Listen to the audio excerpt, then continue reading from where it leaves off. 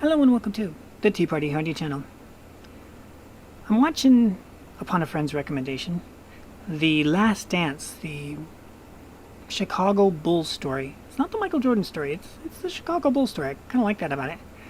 Anyways, it's interesting to watch that documentary as it plays out. I'm on episode 5, and it shows the ups and downs of the NBA, actually. Not just the Bulls, not just Jordan, but how the NBA went from being kind of okay, cool, to oh my god, look at how many people are coming. It's football-sized numbers are coming to watch the game, and now you have this. Let's flash forward to Social Justice Warrior, shall we? Yes, the Get Woke crowd, who's begging to go broke, and boy, are they succeeding. NBA Finals ratings sink to all-time lows.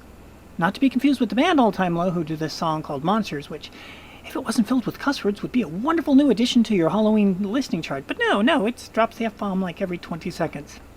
Too bad, it's a really catchy, cool song. The NBA took another loss Wednesday, this time in the NBA Finals on ABC, with the Lakers and LeBron James. Because remember, we were told LeBron James will be the savior of it. That China-loving dude, maybe not so much. Only 7.41 million viewers watched the industry-hyped matchup, per Sports Media. This is the least watched finals opener since ever. Now, this is an opinion piece that I'm reading, so I'm going to try and leave his out and put mine in. See how well that goes. Game 1 is down an unheard of 44% from last year's matchup, which featured a team from Canada.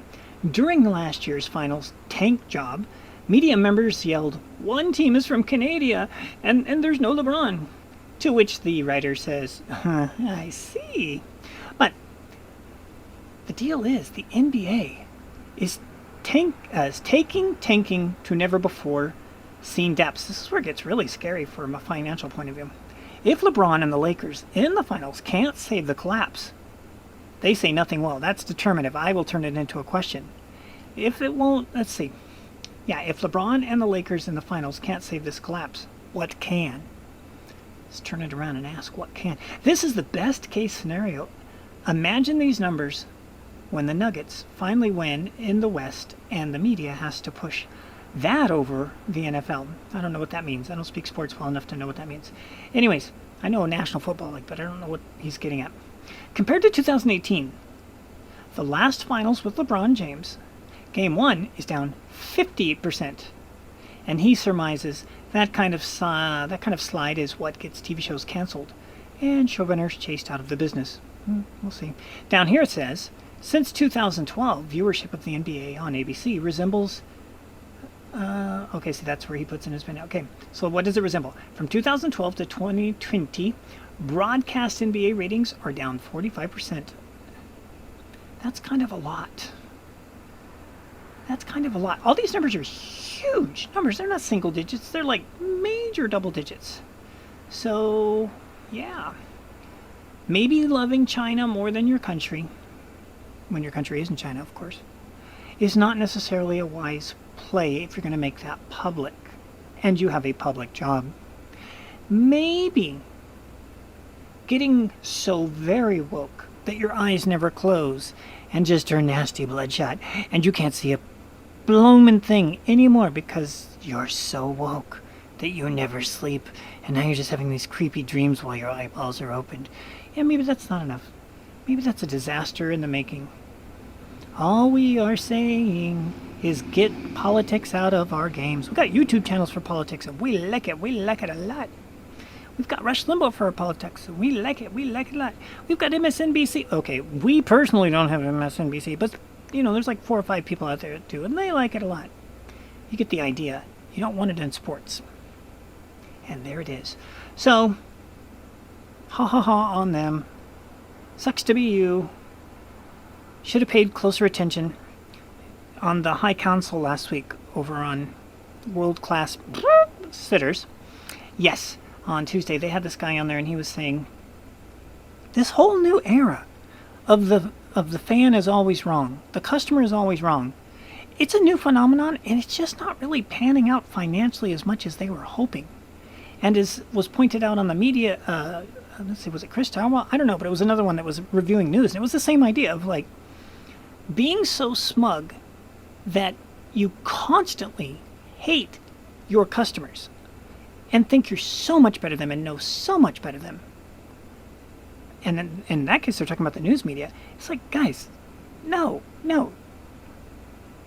There's a song where I come from that goes like this: humble yourself in the name of, is it in the sight of the Lord or in the name of the Lord? I don't think it really matters. It comes out the same way either way. Humble yourself in the sight of the Lord. And then there's more words that I don't remember because it's not really relevant to this conversation. People have lost humility, and arguably that goes back to MTV when MTV switched to no music, and instead they were showing those reality shows of Crips. And it was funny because like my joke back then was it went from being MTV to Empty V to NV TV. Because when you watch all those shows that teach you not how to do it, which would be constructive and really helpful, but just go, look what I got and look what you don't, look what I got and look what you don't, that's NV TV. And it made people think that the only way that you're doing well is to have bukus of bucks at any expense.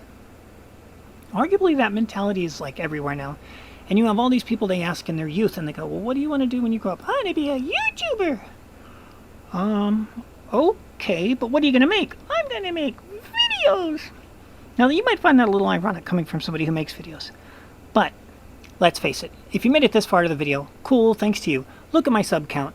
Look at how many videos I made. I'm not a YouTuber. I'm just a person who likes to record what I have to say because I was encouraged to do it by a few other people. And it has not exploded or taken off in any way. And that just means it's cathartic for me and I enjoy it.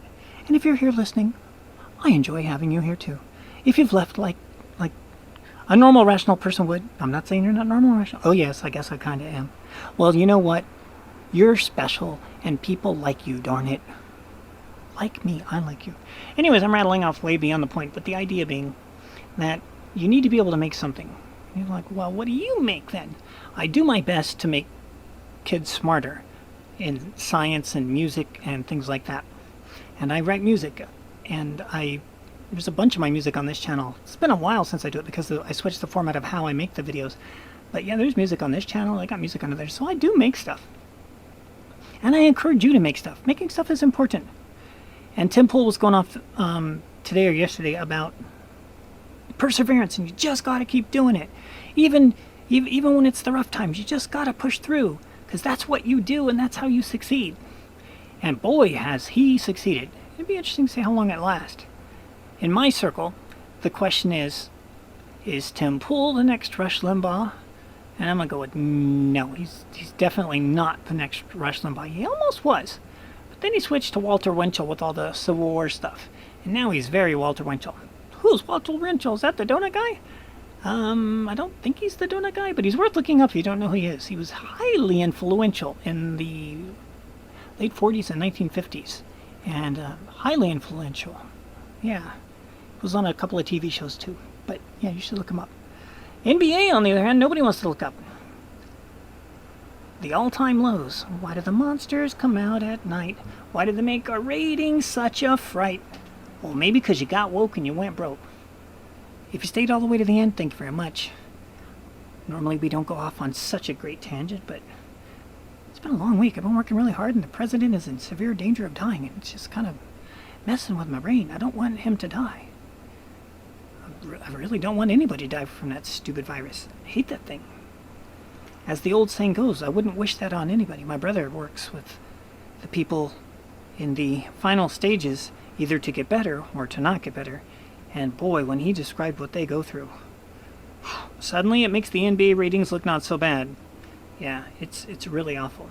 And everybody I know that I work with, they went to a funeral yesterday for somebody that did go through one, that did die from the virus. And it's like, hey, have you been touched by it? It's like, my neighbor had it, and it lasted for like forever. It's like a month and a half.